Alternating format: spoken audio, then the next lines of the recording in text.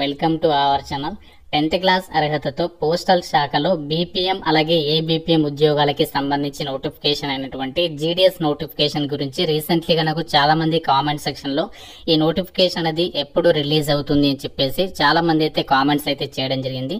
So ఆ యొక్క update ఇవ్వడానికి ఈ యొక్క వీడియో అయితే చేస్తున్నాను. సో ఎవరైతే ఒక వీడియో చూస్తున్నారో మీకు 10th క్లాస్ లో ఎన్ని మార్క్స్ వచ్చాయో డెఫినెట్ గా అయితే కామెంట్ చేయండి. సో ప్రతి ఒక్కరు కూడా చూస్తున్న వాళ్ళు లైక్ చేసి కామెంట్ చేయండి. ఈ వీడియోలో మీకు postal GDS recruitment second notification అనేది ఎప్పుడు రిలీజ్ అవుతుంది, ఎన్ని వేకెన్సీస్ ఉంటాయి అండ్ అలాగే సెలక్షన్ ప్రాసెస్ లో ఏమైనా మార్పులు చేయబోతున్నారా, అన్ని డీటెయిల్స్ ని కూడా క్లియర్ గా ఎక్స్ప్లెయిన్ చేస్తాను.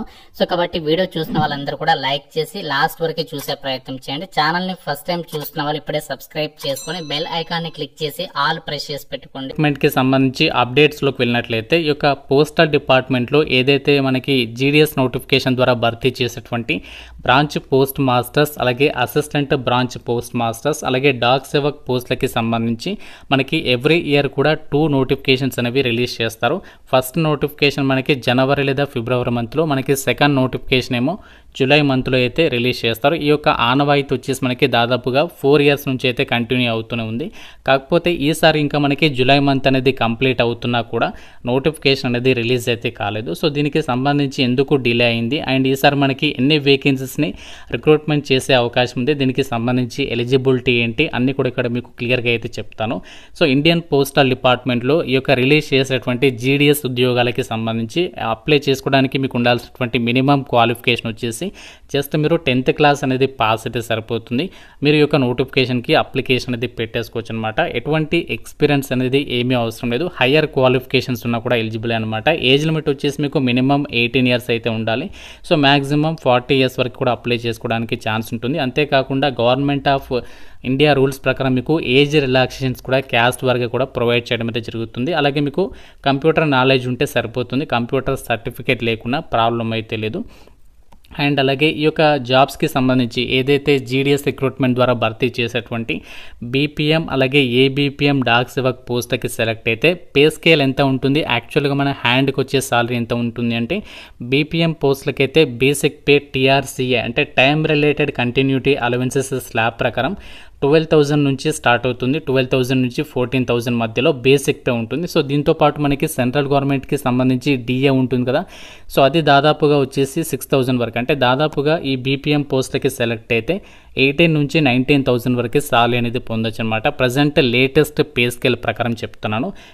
ఏబీపీఎం డాక్ సేవక్ పోస్టులకు వచ్చేసేమో దాదాపుగా 16,000 నుంచి 17,000 మధ్యలో అయితే ఉంటుంది. ఇది యాక్చువల్ సాలరీ. ఇదేమో మనకి పే స్కేల్ లాగా మనకి గవర్నమెంట్ నోటిఫికేషన్స్ మీరు చూస్తూ ఉంటారు కదా పే స్కేల్, అలా అనమాట. సో దీంతో పాటు ఇంకా మనకి అలవెన్సెస్ కూడా రావడం అయితే జరుగుతుంది. అయితే ఒక జీడీఎస్ ఉద్యోగాలకి సంబంధించి మనకి సెలక్షన్ ప్రాసెస్ మీకు అందరికీ తెలిసిందే. ఎటువంటి ఎగ్జామినేషన్ అనేది కండక్ట్ చేయరు. అయితే ఈసారి ఏమైనా మార్పులు జరుగుతాయంటే ఎటువంటి మార్పులు అయితే ఉండవు. ఈసారి కూడా సేమ్ మనకి ఎప్పటిలాగే ఎలాంటి ఎగ్జామినేషన్ లేకుండా 10th క్లాస్లో వచ్చినటువంటి మార్కులని ఆధారంగా చేసుకుని మనకి మెరిట్ లిస్ట్ అనేది ప్రిపేర్ చేస్తారు. సిస్టమ్ జనరేటెడ్ మెరిట్ లిస్ట్ ఉంటుంది. ఆ యొక్క అప్లై చేసిన వాళ్ళని డైరెక్ట్గా మెరిట్ లిస్ట్ అనేది తీసేసి వాళ్ళని డైరెక్ట్గా డాక్యుమెంట్ వెరిఫికేషన్ చేసి ఒక జాబ్స్కి అయితే ఎంపిక చేయడం అయితే జరుగుతుంది. అండ్ ఇక్కడ రీసెంట్లీగా చాలామంది ఈ జీడీఎస్ ఉద్యోగాలకి సంబంధించి సెలెక్ట్ అయిన వాళ్ళకి మనకి త్వరలో 8th పే కమిషన్ అనేది రాబోతుంది కదా. 8th పే కమిషన్ అనేది ఈ యొక్క జీడీఎస్ ఎంప్లాయీస్కి వర్తిస్తుందా లేదా అని చెప్పేసి అడుగుతున్నారు. సో ఈ యొక్క 8th పే కమిషన్ అనేది జీడీఎస్ ఎంప్లాయీస్కి అయితే వర్తించదు. ఎందుకంటే జీడీఎస్ ఉద్యోగాలన్నీ కూడా మనకి ఆన్లైన్ ఎంగేజ్మెంట్ అని చెప్పేసి నోటిఫికేషన్లో మీరు వెబ్సైట్లో కూడా చెక్ చేసుకోవచ్చు. అంటే మనకి ఇవి సెంట్రల్ గవర్నమెంట్ జాబ్స్ అయితే కాదు, మనకు ఒక ఎంగేజ్మెంట్ లాగా ఉంటుంది అంతే ఈ జాబ్ అనేది. అంటే మీకు నచ్చినటువంటి రోజులు చేసుకోవచ్చు, మీకు ఇష్టం లేకుంటే మానేయచ్చు అనమాట. అయితే మనకి ఇది సెంట్రల్ గవర్నమెంట్ పర్మనెంట్ జాబ్ అయితే కాదు. కాకపోతే ఏంటి అంటే ఈ జీడీఎస్ ఉద్యోగం ద్వారా ఏంటి అంటే మనకి పర్మనెంట్ జాబ్ అనేది పొందొచ్చు. అది ఎలా అంటే మీరు జీడీఎస్గా సర్వీస్ చేసిన తర్వాత ఇదే సంస్థలో మనకి ప్రమోషనల్ ఆపర్చునిటీస్ అనేవి కల్పిస్తూ డిపార్ట్మెంటల్ ఎగ్జామ్స్ పెడతారు. అప్పుడు మీరు పోస్ట్ మ్యాన్ కానీ, మెయిల్ గార్డ్ కానీ, ఎంటీఎస్ కానీ అలాంటి జాబ్స్ని మీరు పొందడం ద్వారా ఏంటి అంటే ఈ జీడీఎస్ ద్వారా మీకు ఈజీ అయితే అవుతుంది. అంటే ఈ జీడీఎస్ జాబ్ అనేది చిన్న విషయం కాదు. ఎందుకంటే ఎందుకంటే జీడిఎస్ జాబ్ వస్తే మాత్రం వదులుకోవద్దు. ఎందుకంటే ఈ జీడిఎస్ ఎంప్లాయీస్కి సంబంధించి మీకు ప్రమోషనల్ ఆపర్చునిటీస్ అనేవి కల్పిస్తారు కదా, దాని ద్వారా ఏంటి అంటే మనకి పర్మనెంట్ సెంట్రల్ గవర్నమెంట్ జాబ్ని కూడా మీరు పొందేటువంటి అవకాశం కూడా ఉంటుంది. కాబట్టి సో ఎవరికైతే 10th క్లాస్లో మంచి స్కోర్ సాధించేటువంటి వాళ్ళు ఉన్నారో సో వాళ్ళు మాత్రం ఎవరు కూడా వదులుకోవద్దు ఈ నోటిఫికేషన్ని. అయితే ఈసారి మనకి ఎన్ని వేకెన్సీస్ ఉంటాయి ఈ పోస్టల్ జీడిఎస్ సెకండ్ నోటిఫికేషన్ ద్వారా అంటే ప్రజెంట్ నేను అఫీషియల్గా ఒక ఎంప్లాయీ ద్వారా అంటే హయ్యర్ పొజిషన్లో ఉన్నటువంటి ఎంప్లాయీ ద్వారా తీసుకున్నటువంటి ఇన్ఫర్మేషన్ ప్రకారం మాత్రమే చెప్తున్నాను. 15,000కి పైగా వేకెన్సీస్ అనేవి ఖాళీలు ఉన్నాయంట. ఇంకా వేకెన్సీస్ అనేవి ఇంక్రీజ్ అయ్యే అవకాశం కూడా ఉంది ప్రజెంట్ అయితే. ఎందుకంటే మనకి ప్రజెంట్ ఇంటర్నల్గా జీడిఎస్ ఎంప్లాయీస్కి సంబంధించి ప్రమోషనల్ ఆపర్చునిటీస్ అనేవి కల్పించే విధంగా డిపార్ట్మెంటల్ ఎగ్జామ్స్ అయితే కండక్ట్ చేస్తున్నారు. సో దాని ద్వారా ఏంటి అంటే వాళ్ళకి ఇంకా వేకెన్సీస్ అనేవి ఖాళీలు అవుతాయి కాబట్టి ఇంకా మనకి వేకెన్సీస్ కూడా పెరిగేటువంటి అవకాశం కూడా ఉంటుంది. ఈ జాబ్స్కి సంబంధించి మనకి ఇండియా పోస్ట్ జీడిఎస్ online.gov.inకి సంబంధించినటువంటి వెబ్సైట్లో నోటిఫికేషన్ అనేది రిలీజ్ అయిన తర్వాత మనము అప్లికేషన్ అనేది పెట్టేసుకోవచ్చు. ఫీజు వచ్చేసి SC ST PWD ఫిమేల్ క్యాండిడేట్స్కి ఫీ అనేది ఉండదు. సో మిగతా వాళ్ళు మాత్రమే 100 రూపాయలు అనేది పే చేయాల్సి ఉంటుంది.